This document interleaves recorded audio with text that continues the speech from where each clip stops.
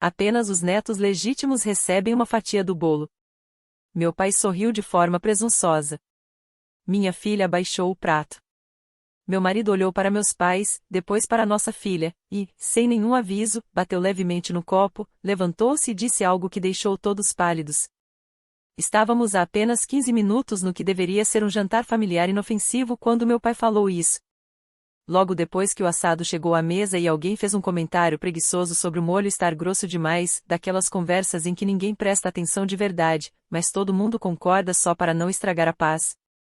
Minha filha estava sentada ao meu lado, balançando as pernas, com um sapato quase caindo. Ela esperou a noite toda pela sobremesa, porque tinha visto a caixa do bolo quando chegamos e sussurrou para mim chocolate, como se fosse um código secreto. Então, quando meu primo trouxe o bolo e começou a cortar as fatias, ela estendeu as duas mãos como uma criança de 4 anos, sem perceber que os adultos estavam prestes a estragar o momento. Ele colocou uma pequena fatia no prato dela, equilibrando como se fosse um tesouro, e sorriu.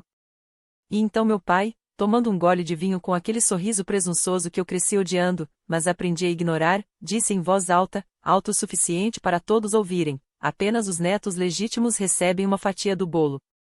O silêncio não caiu imediatamente na sala. Houve algumas risadinhas desconfortáveis. Alguém pigarreou. Demorou um segundo para as palavras fazerem efeito, mas quando fizeram, caíram bem na frente de uma menina segurando um garfo e tentando entender por que ninguém mais estava sorrindo. Olhei para minha mãe. Ela nem piscou, como se já tivesse ouvido aquilo antes e concordasse como se fosse óbvio.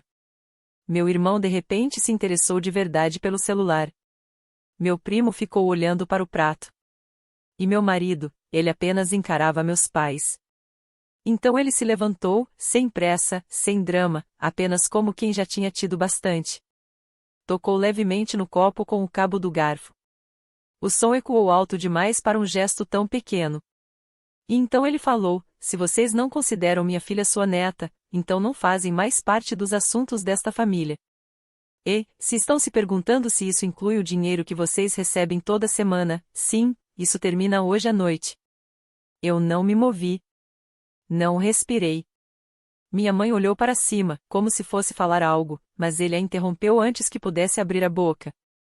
Não vou ficar aqui assistindo vocês humilharem uma criança. Vocês fingem há tempo demais. Não a amam.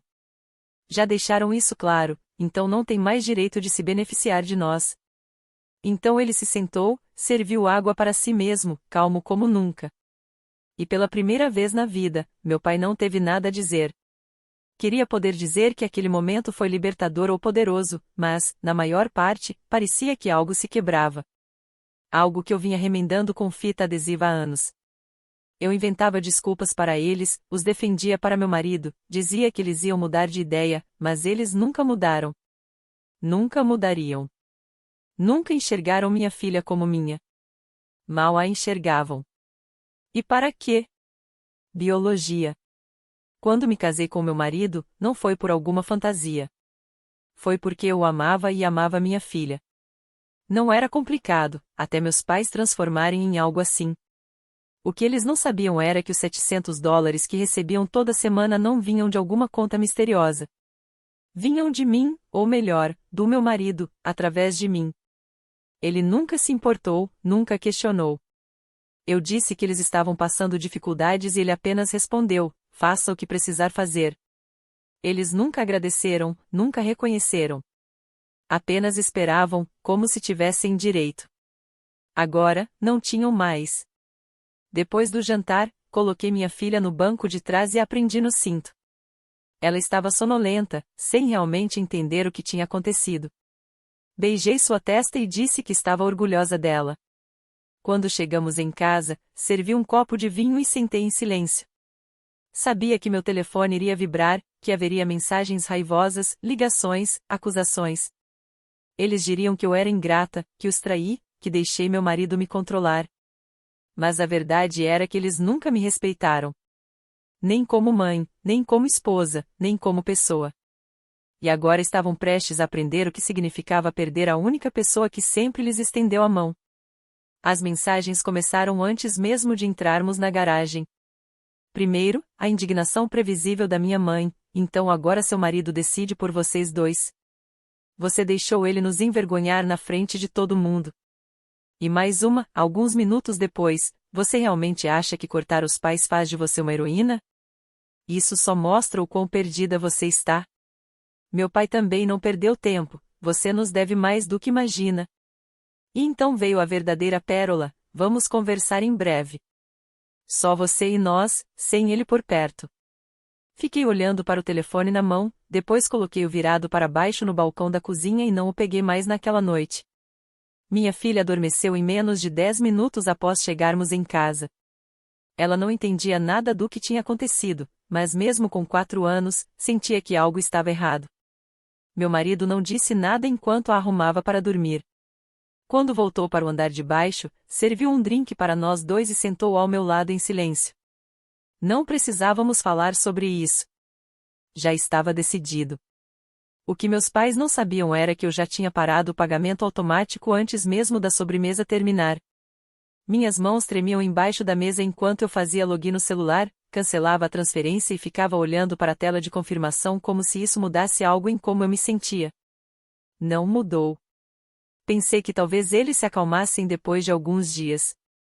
Talvez percebessem que tinham ido longe demais e pedissem desculpas, ou ao menos recuassem tempo suficiente para fingir que tinham. Mas não. Na segunda-feira, mudaram de tática. Os e-mails começaram a chegar em profusão. Minha mãe tentou a abordagem mais suave primeiro, assunto, não vamos destruir a família. Depois outro, ainda somos seus pais. E então uma frase que ficou comigo por dias, você não é a mãe de verdade dela. Não deveria fingir que é. Foi quando algo dentro de mim quebrou. Meu pai enviou depois um e-mail maior, cheio de palavras como traição, linhagem e responsabilidade. Terminou com uma ameaça, embora tentasse disfarçar, disse algo sobre as coisas ficarem difíceis se eu não consertasse isso. Bloqueei os números deles, deletei os e-mails, mas não antes de encaminhar todos para meu marido, só para que ele entendesse exatamente com o que estávamos lidando. 2 dias depois, recebi uma mensagem da recepção do escritório dele. Seu pai veio aqui e pediu para falar com seu marido. Ele disse que era um assunto urgente de família. A segurança teve que escoltá-lo para fora. Pelo visto, ele não gritou nem empurrou ninguém. Apenas fez cena, agindo como se realmente pertencesse ali, dizendo à recepcionista que era da família. Quando ela perguntou sobre o que era a reunião, ele respondeu, é sobre dinheiro. Meu marido me enviou apenas uma mensagem depois disso, ele não vai chegar perto do meu prédio de novo. Já avisei a segurança. Naquela noite, sentei sozinha no quintal e pensei na versão de mim que teria pedido desculpas por tudo isso. A versão que teria ligado para eles implorando para aceitarem minha filha, mesmo que só um pouco. Mas aquela versão de mim já havia ido embora há muito tempo. Eles não apenas insultaram minha filha. Eles a humilharam, uma criança de 4 anos. Não sussurraram atrás de portas fechadas, nem desabafaram com um terapeuta. Disseram na frente de todos, com o bolo na mesa e 20 pessoas na sala. Queriam uma vitória pública. Conseguiram um fracasso público. A pior parte é que eles achavam que poderiam controlar o resultado. Que, se fizessem barulho suficiente, eu cederia. Que eu teria tanto medo de quebrar a ilusão de família que faria qualquer coisa para mantê-los em silêncio. Mas a ilusão já estava quebrada. Então meu primo Josh ligou. Soava hesitante, como se não quisesse se envolver, mas também não pudesse ficar de fora. Ele disse, olha, achei que você deveria saber. Sua mãe está dizendo às pessoas que seu marido a obrigou a bloqueá-los, que ele está te controlando, que cortou o dinheiro para te isolar. Ela até contou para a tia Marie que ele é abusivo. Eu fiquei ali quieta. Deixei ele falar até o fim, agradeci e desliguei. A mudança não foi repentina. Foi lenta. Mas, naquele momento, se tornou definitiva. Isso já não era mais sobre dinheiro ou respeito. Isso era guerra. E eles deram o primeiro passo.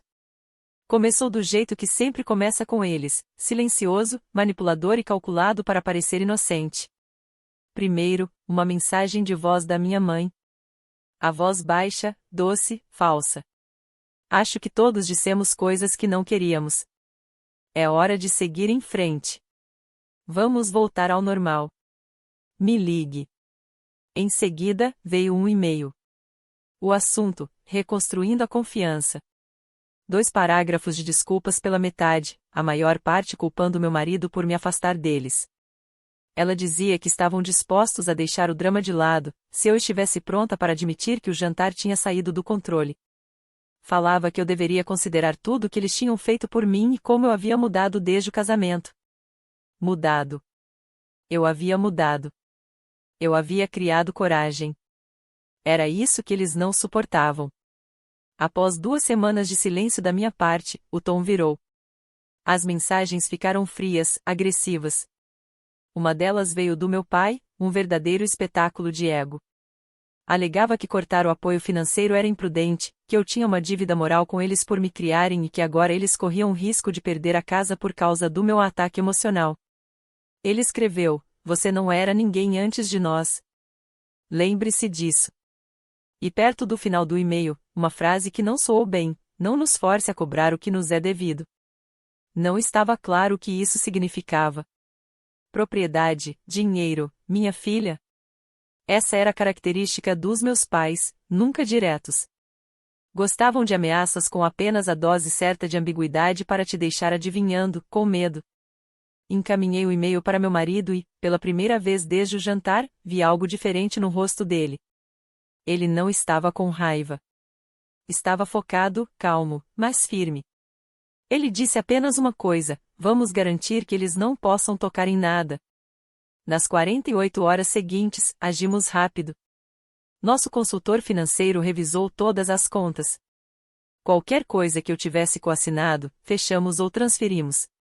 Tirei meu nome das contas de serviços compartilhados que, estupidamente, tinha ajudado eles a conseguir quando o crédito deles estava arruinado. O cartão de supermercado compartilhado foi cancelado, os serviços de streaming que usavam em nossas contas foram encerrados, saímos de todas as sessões e bloqueamos o acesso. Então liguei para o advogado, não porque quisesse começar uma guerra legal, mas para ter documentação, um registro claro, caso fosse necessário. 3 dias depois, a campainha tocou. Uma mulher estava lá, segurando uma prancheta e usando um crachá. Serviço de proteção à criança. Ela disse que alguém havia feito uma denúncia anônima, alegando que nossa filha vivia em um ambiente estável. Que a mãe biológica havia falecido e que a mulher que a criava agora, eu, não era legalmente apta. Que o pai poderia ser manipulador e financeiramente abusivo. Ela usou essas palavras exatamente. Palavras que eu já havia lido nos e-mails dos meus pais. Deixei-a entrar. Não havia nada a esconder. Ela atravessou nossa cozinha, espiou a sala de estar. Nossa filha estava colorindo na mesa, cantando baixinho para si mesma. Sorriu para a mulher, levantou seu desenho de uma girafa azul e disse: "Isso é para a mamãe." Os olhos da assistente social se voltaram para mim. Ela acenou com a cabeça, anotou algo, fez algumas perguntas básicas e foi embora. Pediu desculpas, extraoficialmente, claro, e disse que esse tipo de coisa acontece quando as pessoas sentem que perderam o controle. Ela não disse, mas eu entendi o que quis dizer. Meus pais haviam feito a denúncia. Eles usaram uma agência governamental como arma contra uma criança. Cruzaram uma linha que eu não pensava que eles seriam capazes de chegar perto. Naquela noite, sentei no chão do quarto da minha filha, observando-a dormir. Sua girafa de pelúcia encaixada sob o queixo, bochechas suaves e tranquilas. Eu sabia o que tinha que fazer. Não apenas bloqueei os números deles. Deletei todas as fotos, todas as mensagens, todos os rastros deles. Eu os eliminei da minha vida como se fossem mofo. Meu marido mudou os códigos de segurança da casa. Instalamos câmeras em todas as entradas. Certifiquei-me de que a creche tivesse contatos de emergência atualizados, com instruções de que meus pais não poderiam se aproximar dela de forma alguma. Então liguei novamente para o advogado. Queria deixar registrado que, se eles tentassem qualquer coisa, receberiam uma notificação de cessar e desistir. Eu não queria que eles chegassem perto da minha filha nunca. Ele nem hesitou: "Eles vão perder a cabeça", disse. Eu respondi que estava contando com isso. Eles queriam voltar. Não porque se importassem. Não por amor à minha filha ou a mim. Queriam acesso, controle, dinheiro, poder. Mas desta vez, deixei que se afogassem no silêncio que eles mesmos criaram. Dei exatamente o que mereciam. Nada. 2 semanas se passaram. Sem e-mails, sem mensagens de voz, sem visitas do Serviço de Proteção à Criança. Estava silencioso demais, como aquela parte do filme pouco antes de tudo dar errado. Meu marido e eu começamos a respirar novamente. Levamos nossa filha a um festival de outono na cidade. Ela vestia um moletom pequeno com orelhinhas no capuz e escolheu uma abóbora metade do seu tamanho. Rimos. Tiramos fotos. Tentamos lembrar como era a vida antes de todo aquele barulho. Naquela noite, ao arrumá-la para dormir, ela perguntou por que não íamos à casa da vovó e do vovô há algum tempo. Eu disse suavemente que, às vezes, os adultos esquecem como ser gentis. E, quando isso acontece, é melhor dar espaço a eles. Ela sentiu e sussurrou: "Tá bom, mamãe." Então adormeceu com sua girafa. No dia seguinte, meu irmão ligou. Eu não falava com ele há mais de um mês. Ele sempre mantinha a cabeça baixa quando se tratava de drama familiar. Nunca tomava partido, nunca causava problemas. Então não esperava que a primeira coisa que saísse da boca dele fosse: "Acho que a mamãe e o papai estão planejando alguma coisa." Ele não estava ligando para reconciliar. Soava assustado. Disse que eles estavam contando para as pessoas que resolveriam a situação antes das festas, que estavam fazendo arranjos financeiros para reafirmar seus direitos sobre os negócios da família. Ele disse que ouviu meu pai falando ao telefone em viva voz com um advogado, algo sobre alavancagem de inventário e legitimidade biológica. Perguntei o que isso significava. Ele não sabia. Mas então disse outra coisa: meu pai contou ao tio Rei que talvez tivesse um jeito de desfazer o que aconteceu no jantar. Disse que eu era apenas a face do negócio agora, que meu marido era quem tinha o verdadeiro controle e que, se pressionasse o suficiente, ainda poderia voltar a ter influência. Ele pediu: "Não diga a eles que eu liguei. Por favor." Depois que desliguei, fiquei sentada por um longo tempo. Não assustada, nem com raiva, apenas atônita. Eles não estavam desistindo. Estavam escalando a situação. Naquela noite, meu marido e eu pegamos a caixa. Era um cofre à prova de fogo, trancado, no fundo do nosso armário. Dentro estavam documentos, acordos de acionistas, procurações, até mesmo os papéis formais da adoção que havíamos registrado no mês seguinte ao nosso casamento. Não tínhamos contado para muitas pessoas sobre a adoção, tinha sido um processo discreto. A certidão de nascimento original ainda tinha o nome da mãe biológica, e não o mudamos por respeito. Mas legalmente, em todas as linhas relevantes, eu era a mãe dela. Ninguém podia mudar isso, nem mesmo meus pais. No dia seguinte, nosso advogado entregou a ordem de cessar e desistir. Foi enviada aos meus pais por transportadora. Meu pai assinou o recebimento pessoalmente. 2 horas depois, recebi uma notificação do sistema de segurança: havia movimento na frente de casa. Abri o feed das câmeras. Quem estava ali? Meu pai, parado do lado de fora do portão segurando um envelope. Ele não disse nada. Não apertou a campainha. Apenas colocou o envelope no pilar do portão e foi embora. Dentro havia uma carta digitada, formal e repugnante. Ele alegava que minha filha não era minha verdadeira filha e, portanto, não tinha ligação legal com o sobrenome da família. Dizia que meu marido havia me manipulado para me colocar em uma posição de submissão e que minha própria linhagem agora estava em risco. Terminava com esta frase: "Estamos preparados para contestar a legitimidade do seu papel como mãe se você nos obrigar a agir." Foi naquele momento que decidi: eles estavam acabados. Completamente. Para sempre. Mas eu não só bloqueei. Não só preenchi mais formulários.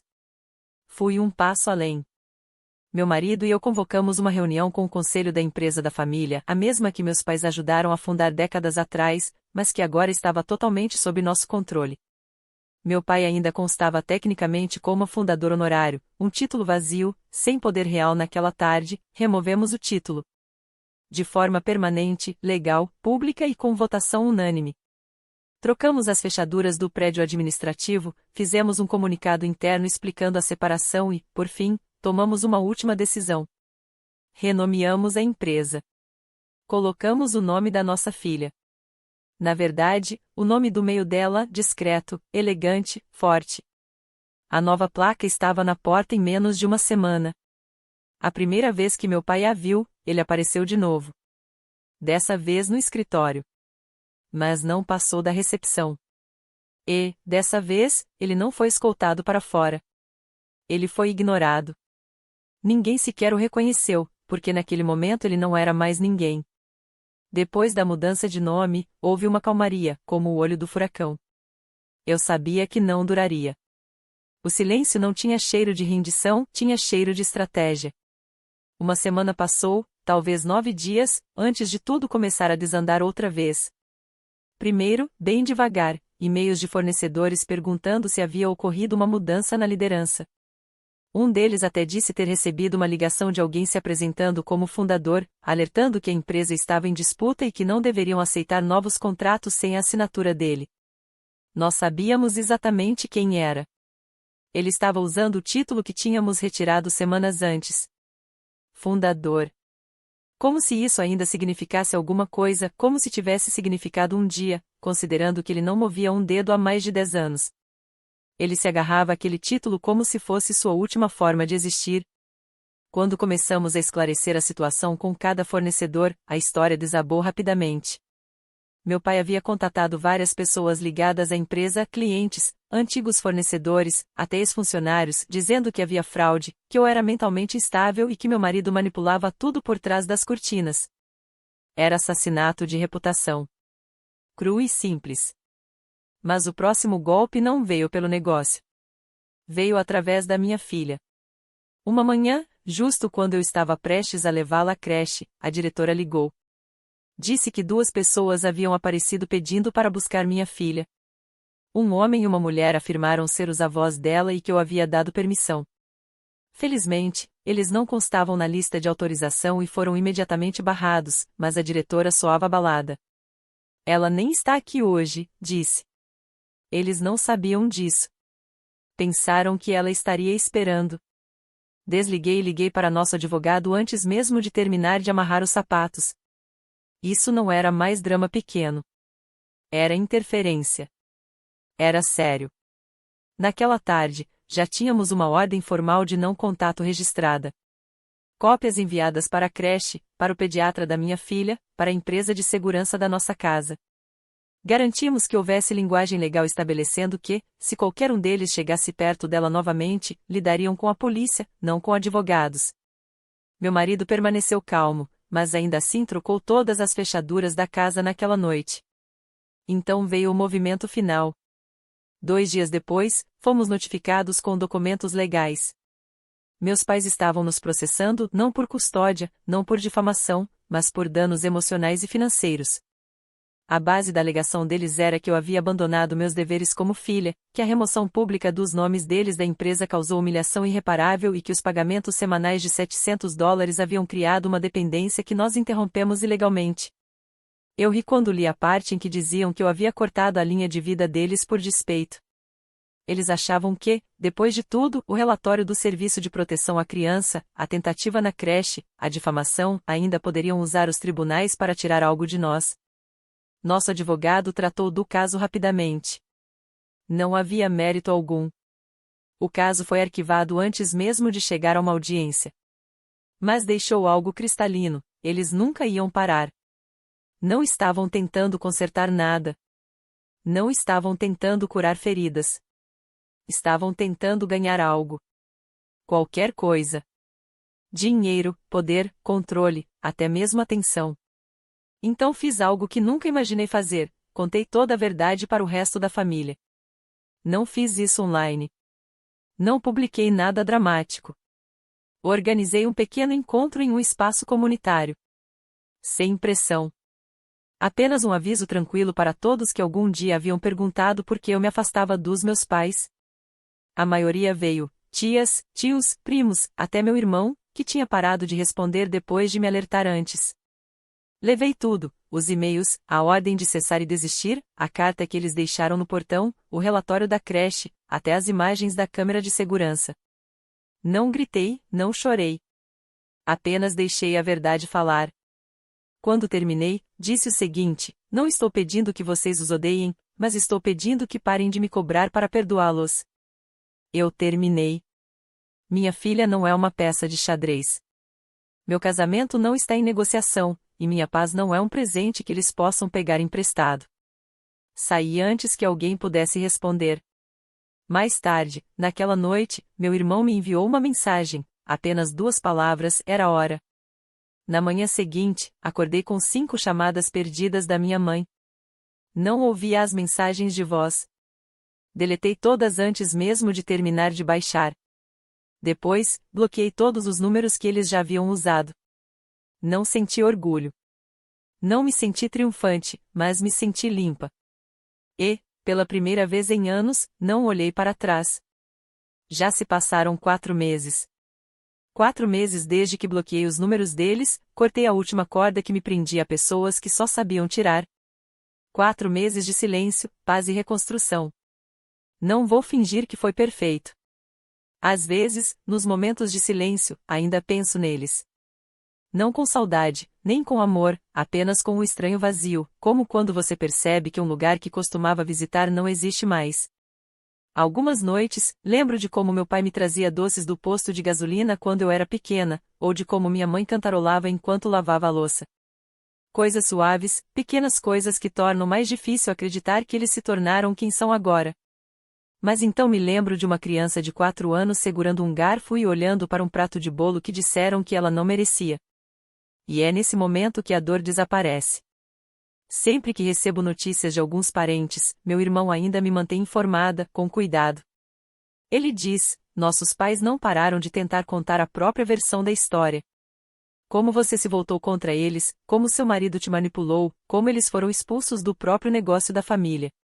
Eles omitem a parte em que humilharam uma criança, registraram um falso relatório no Serviço de Proteção à Criança e tentaram aparecer na creche. Minha mãe até tentou enviar um cartão de aniversário no mês passado. Meu irmão recebeu através de um amigo em comum. Dentro, havia uma nota de $50 e um bilhete que dizia: da vovó, sempre aqui se você precisar de nós. Eu nunca vi. Meu irmão jogou fora antes que eu pudesse pegar. Ele me disse: eles não acabaram. Só não sabem. Já perderam. E essa é a verdade. Eles perderam não apenas o acesso ao dinheiro ou o controle do negócio. Eles me perderam. A filha que se contorcia para agradá-los. A mulher que acreditava que lealdade significava sacrifício, mesmo que custasse a própria paz. Eles nunca conhecerão a mulher que me tornei no dia em que escolhi proteger minha filha em vez de preservar o orgulho deles. E finalmente eu entendo agora: família não é só sangue. Não é obrigação. Não é guardar segredos para evitar conflitos. Família é quem fica quando tudo desmorona. Quem constrói com você. Quem coloca sua filha em primeiro lugar sem precisar pedir. Meu marido nunca me pediu para escolher. Ele apenas esperou, quieto, paciente, enquanto eu me arrastava pela culpa, pela confusão, pelo luto de perceber que meus pais nunca realmente me viram. Não como mãe, nem mesmo como pessoa. E minha filha, ela continua desenhando aquelas mesmas figuras. Uma que ela colou na geladeira na semana passada tinha 3 bonequinhos. Um alto, de óculos, um menor, de cabelo castanho longo, e um pequenininho com um vestido rosa. Acima, na caligrafia bagunçada dela, estava escrito: minha família. Ninguém faltando, nenhum lugar vazio. Foi aí que eu soube: eu não estava apenas protegendo ela. Eu estava nos protegendo. Eu quebrei um ciclo que ela nunca precisará viver. E esse é o legado que levarei, acima de qualquer coisa que meus pais já me deram. Eles tentaram voltar. Tentaram de tudo, mas não há mais nada para destrancar. Cada porta está fechada, cada número bloqueado, cada mentira exposta. Eu não queria que terminasse assim. Mas não me arrependo que tenha terminado, porque eu não perdi apenas meus pais. Eu encontrei minha voz.